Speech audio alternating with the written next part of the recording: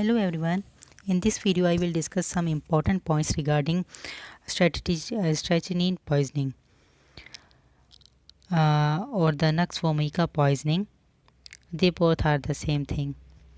I will discuss its group, subgroup, class, fatal dose, fatal period, its active principle, its main sign and symptoms, its medical legal importance, and finally the treatment, that how we will treat this case. Firstly, coming toward the class, cetirizine or Nux vomica belongs to neurotic group of poisons that act on the anterior horn cells of the spinal cord. Its fatal dose is 15 to 30 milligram or one crushed seed, and its fatal period is 1 to 2 hours. Active principle includes strychnine itself, and brucine and loganin. These three compounds act as the active substances of strychnine or Nux vomica poisons. Main signs and symptoms include bitter taste in mouth, twitching of muscles of face, rhizus sardonicus, means that there is curving and arching of the body due to excessive spasms of muscle surrounding the vertebral column. Convulsions may also be seen.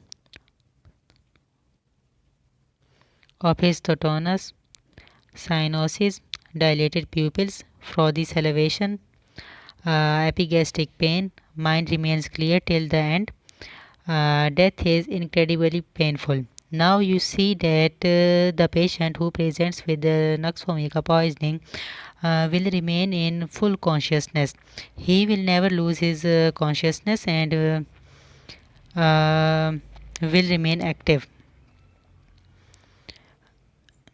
But his organ will be degenerating, especially the muscles, liver, kidney, etc.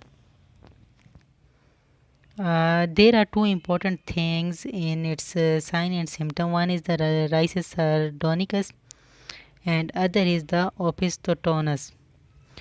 Rhizus sardonicus means that there is twitching of muscles of the face, due to which the facial expressions become strange according to the surrounding conditions. Opisthotonus means that there is abnormal curving and arching of the body.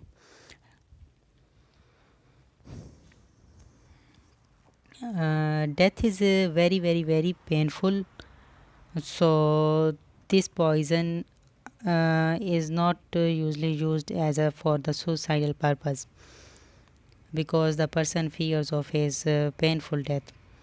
The medical legal importance includes accident. The mainly exposure to Nux vomica is accidental. That someone has accidentally taken a fruit of strychnine, or it may be used for suicidal purpose, but very few cases are reported. It may also be used for homicidal purpose. It is also used for love failures, and it can also be used as aphrodisiac. Now, how we can treat this condition?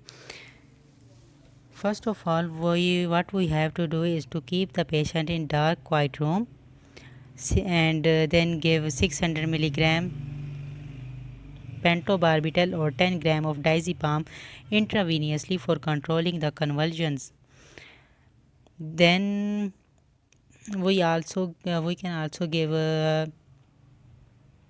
mefenacin intravenously, 3 milligram per kg body weight. Stomach wash or gastric lavage with 5% tannic acid. Tubocurarine may also be given as antidote. For supporting respiratory functions, we have to give oxygen, and we have to maintain artificial respiration via ventilator or any other support, so that the normal delivery of oxygen to body tissues will remain same. That's the some main points regarding Naxvomica poisoning. You must have to know all these points. If you have any question, just comment it down. I will reply as soon as possible. Thank you.